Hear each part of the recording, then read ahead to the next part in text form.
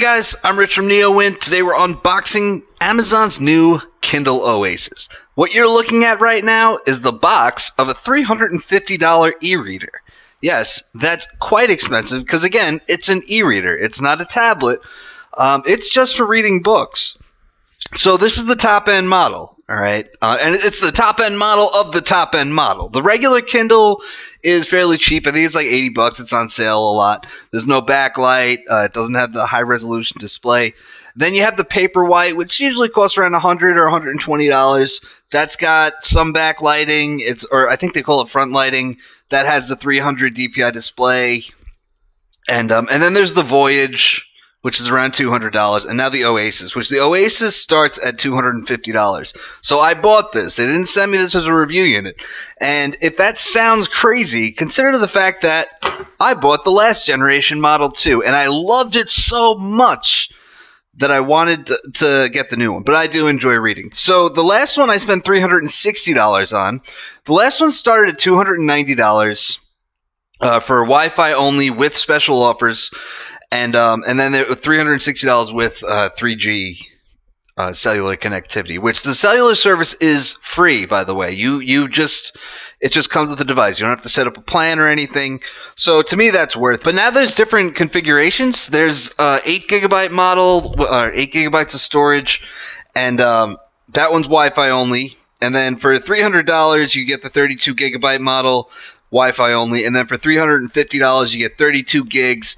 And you get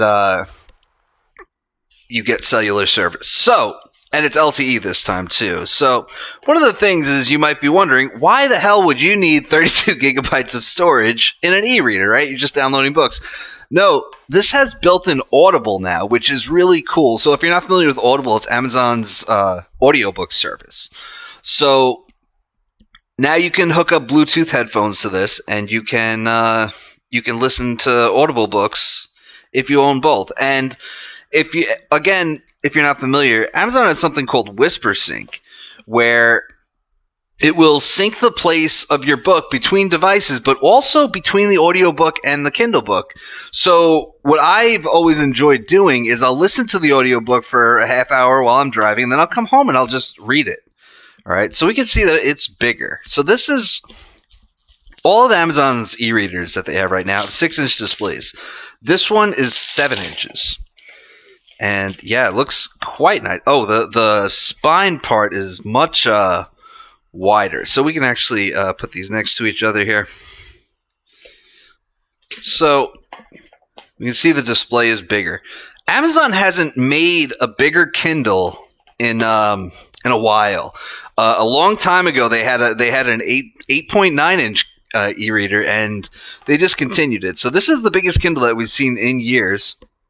All right, and there's no special offers. If you get the cellular model, there is no option for special offers. So let me tell you some of the reasons that I bought a $350 Kindle twice. By the way, the only other thing that you'll find in the box here is a USB Type A to micro USB charging cable. And that's it, or a data sync cable, whatever you want to call it. So one of the things I love about it is the spine, as they call it. So it's really easy to hold, and you flip your pages through here. It's a touchscreen. You could tap the screen like you can with all other Kindles if you want to, but I really didn't care for the other Kindles. The thing about the Paperwhite and the Voyage, which I wouldn't even go for the regular Kindle if you enjoy reading, because it's just not as pleasant of an experience. But there's no easy way to hold it with one hand. You can't just sit there and read a book and just, sort of do that. And the thing is that I would sit there in bed trying to read one of these Kindles, and I'd hold it over my head like that, and I couldn't flip the pages, and it was terrible. And these buttons really made the experience for me. So I really do enjoy the Kindle Oasis, and I was excited. They ditched the battery cover on this model.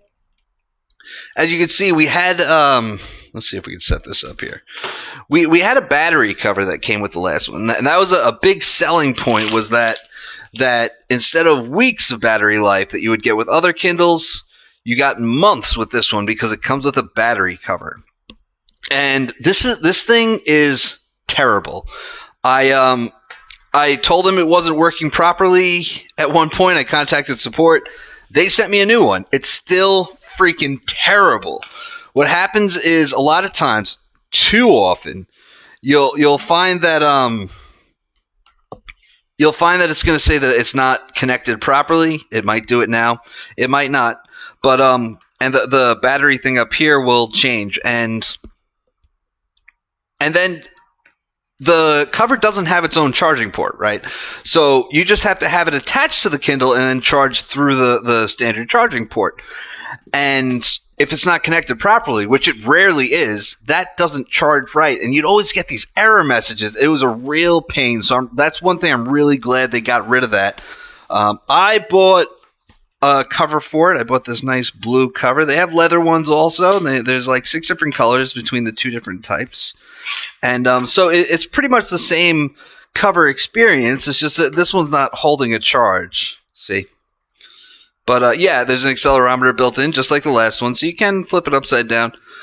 One thing that I'd like to see in a future Kindle is color e-ink. That would just be nice, because that's like the one thing that's missing from Kindles at this point. Okay, it's all set up, and there's already a software update to install. But I mean, the Kindle experience there is pretty standard, and I'm excited to review it because I really did love the last one so much. I thought that the original Kindle Oasis was one of my best tech purchases of 2016. It really was just that good.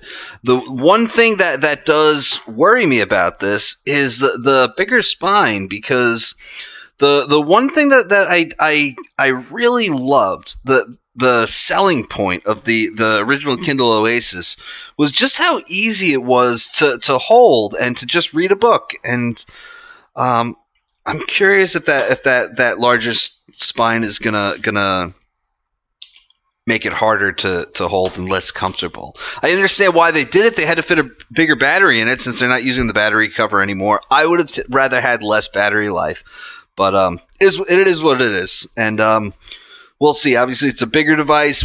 Another thing that I loved about the Kindle, and all Kindles really, is that you can really fit them in your pocket. Even though they seem kind of big, they fit in most pockets, I find.